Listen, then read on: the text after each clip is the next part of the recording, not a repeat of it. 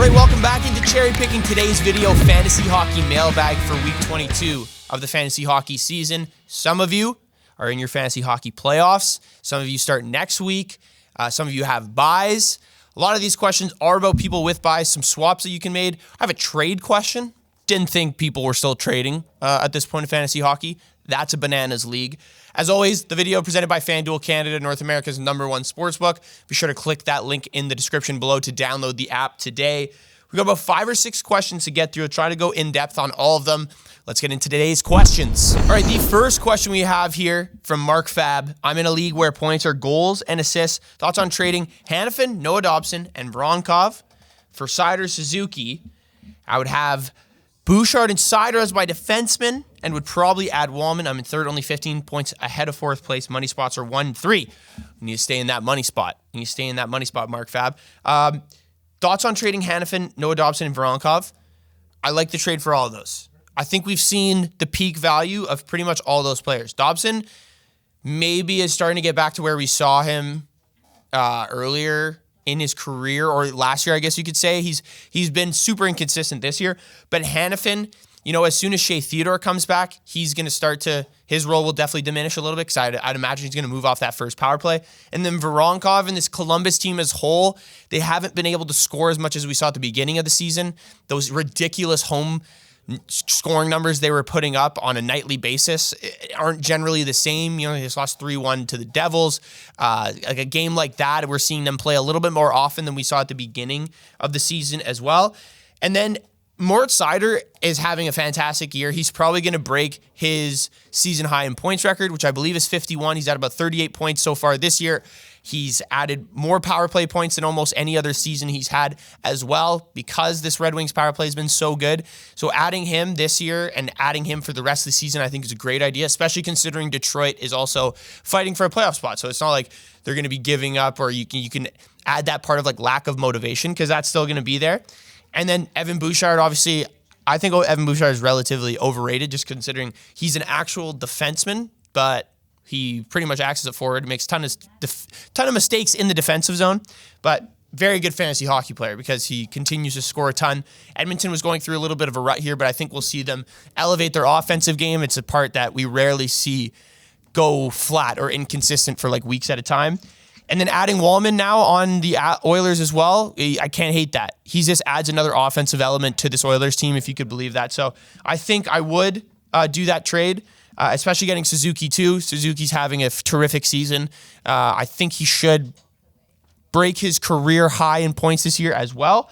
I think that's definitely the option. I've always talked about if you're getting one player for 2 players, or you're 2 players for 3 players, the 2 players is always the better option. All right, Donato available, but have to drop one. Samoskevich, Besser, Zucker, Peterka. This one's pretty easy right now just because Peterka is hurt.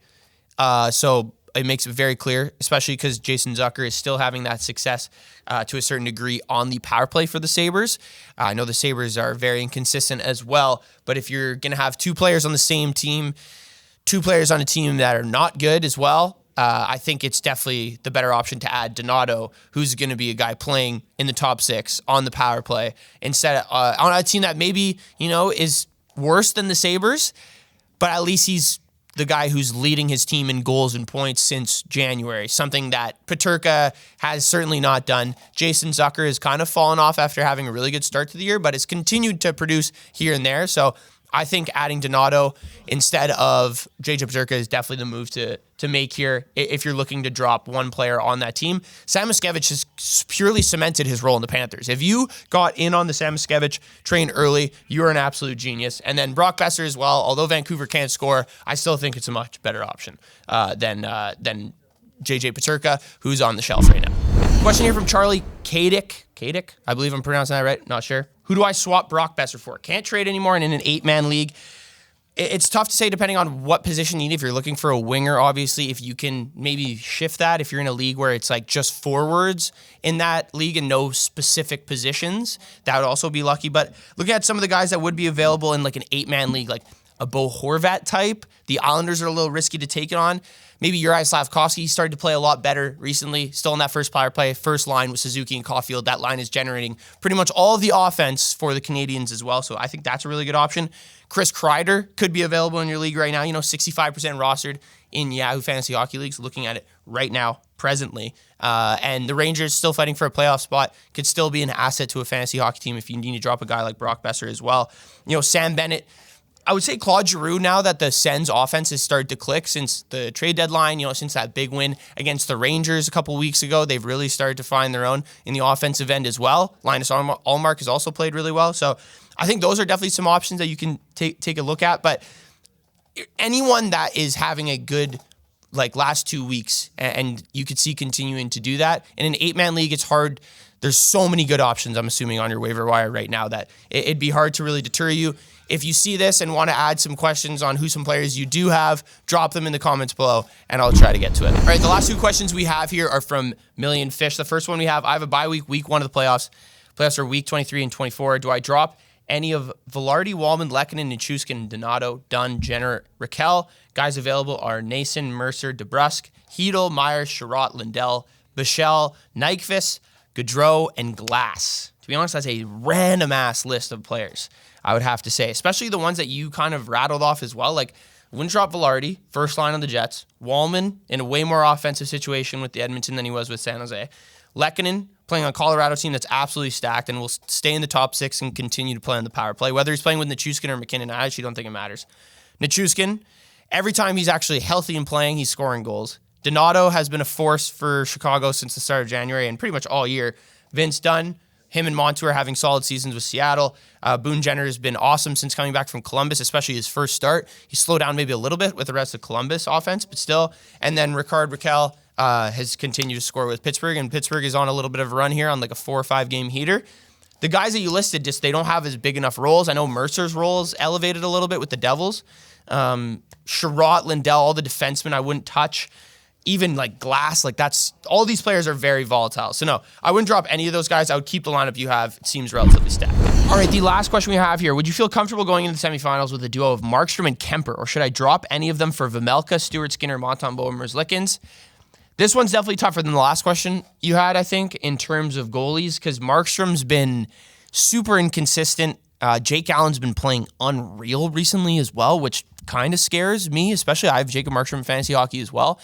I don't think it'll be a cause for concern in terms of him stealing starts from Markstrom, but he has a shutout his last start, and then he just held Columbus to 1 goal when they had 45 shots, I believe it was, against the New Jersey Devils. Looking at the list, the only guy I think I would consider picking up maybe is Skinner, just because of the wins factor.